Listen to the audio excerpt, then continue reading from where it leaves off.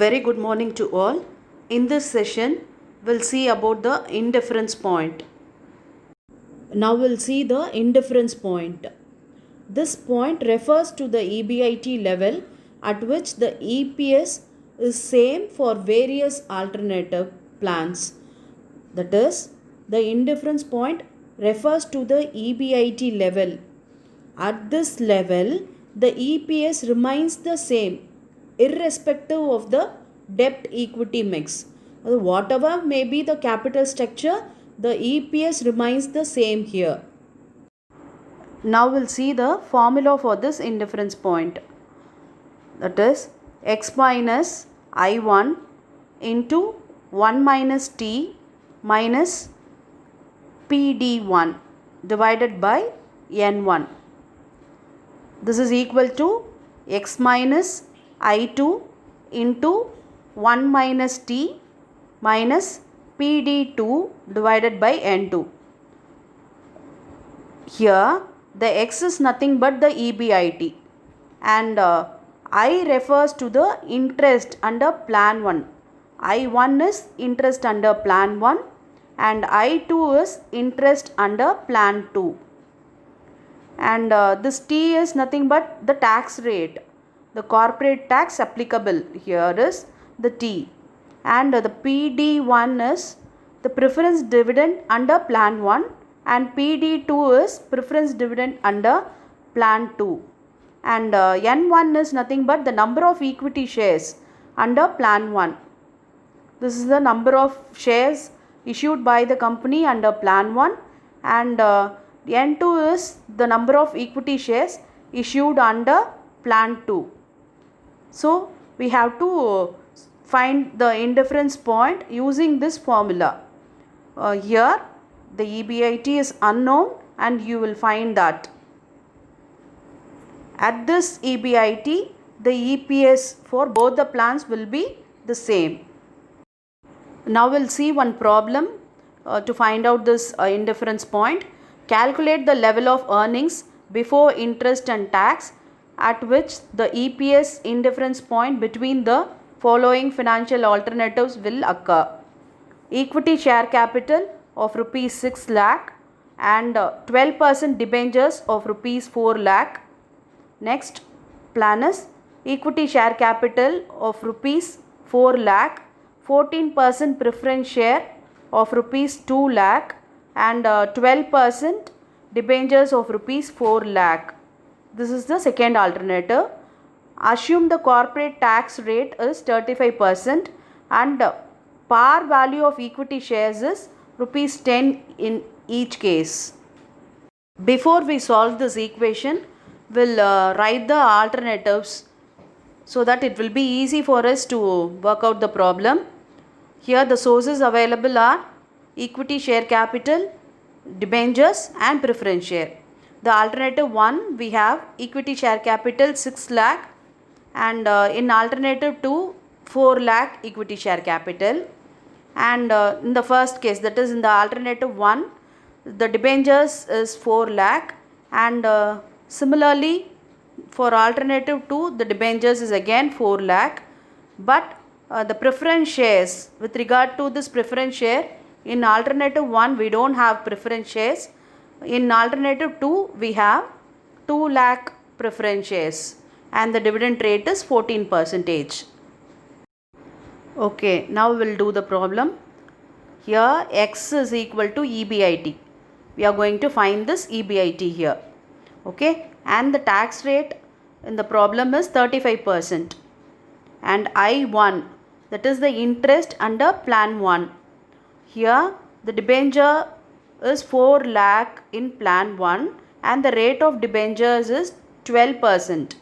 So 4 lakh into 12% is 48,000. So I1 is 48,000 and I2 also the debenture is 4 lakh and the rate is 12%.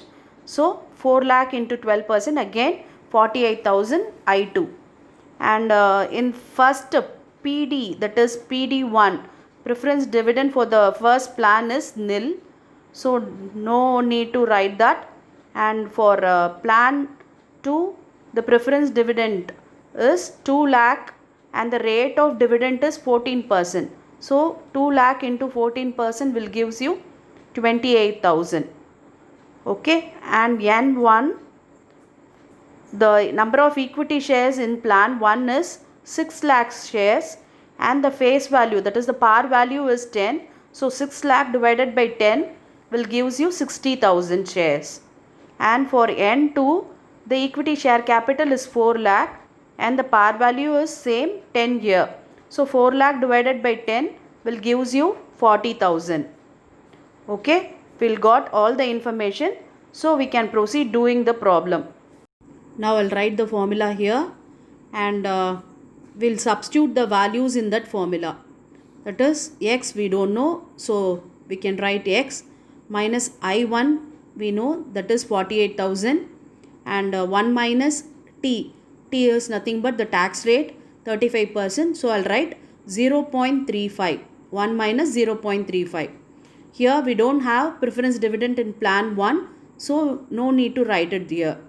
And for plan 2, x minus I2 is 48,000, so I'll write the same 48,000 here.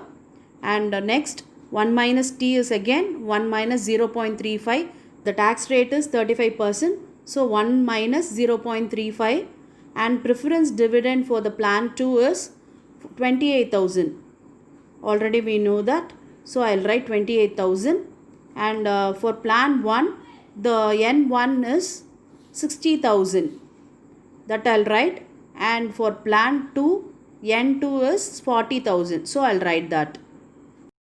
Okay, now I'll simplify the answer, that is 60,000 will cancel the 4 zeros here and there will cancel. For 40,000 will cancel the 4 zeros, so 4 there, and 1 minus 0.35 is 0.65, and here too 1 minus 0.35 is 0.65.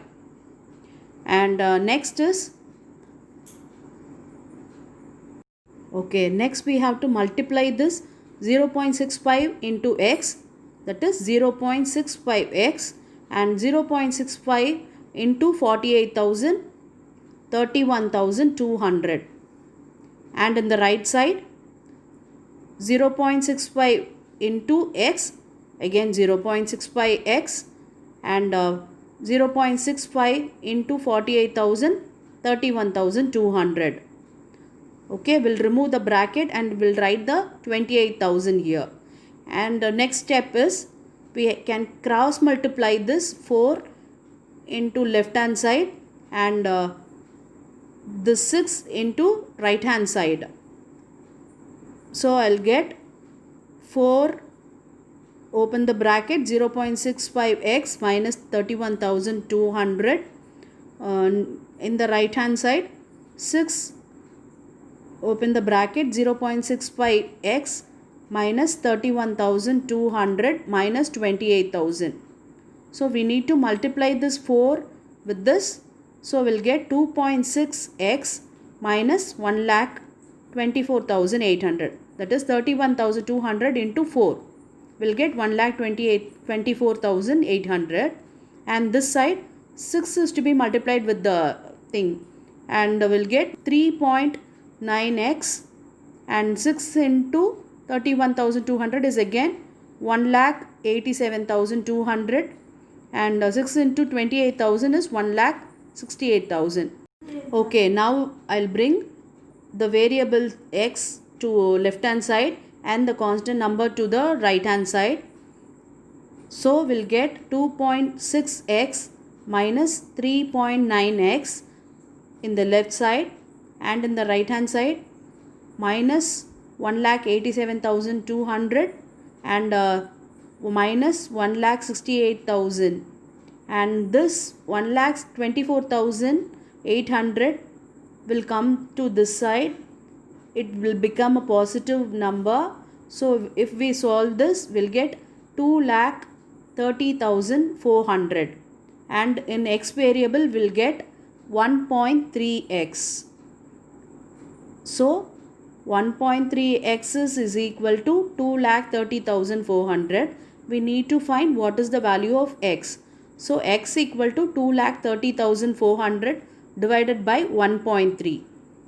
Here we get 1,77,231. This is the EBIT. At this level of EBIT, the EPS for plan 1 and plan 2 will remains the same. We'll check and verify that. Okay, now we'll verify the EBIT level as per the format EBIT and EPS analysis format. We'll verify it. First we'll have to write the EBIT, that is 1,77,231 for both plan 1 and plan 2, and next we have to subtract the interest. Here for both the categories the interest is 48,000, and if we subtract that we'll get EBT, and from that we have to find out the tax. The tax rate is 35%. So from EBT we have to find this 35%. We'll get 45,231 for plan 1 and the same 45,231 for plan B. And earnings after tax will get, in that we have to subtract the preference dividend. For plan 1 we don't have preference dividend, so I'll put 0 here, and for plan B we have 28,000, that should be subtracted. So we'll get earnings available for the equity shareholder is 84,000 for plan 1 and 56,000 for plan B. Now we have to find out the number of equity shares. We already know for plan 1 60,000 is the number of equity shares, and for plan B, plan 2, the number of equity shares is 40,000. So now we can find the earnings per share. The formula for that is earnings available for the equity shareholders divided by number of equity shares. So here the earnings is 84,000 in plan 1, that should be divided by 60,000, will get 1.4 for plan 1 as EPS, and for plan 2 earnings is 56,000, that should be divided by 40,000, that is the number of equity share here. So we'll get the same 1.4 here. So it is proved at this level of EBIT the EPS remains the same, that is 1.4 for both the plans.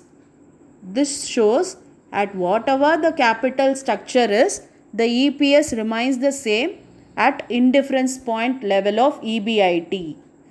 I hope now you understand the indifference point.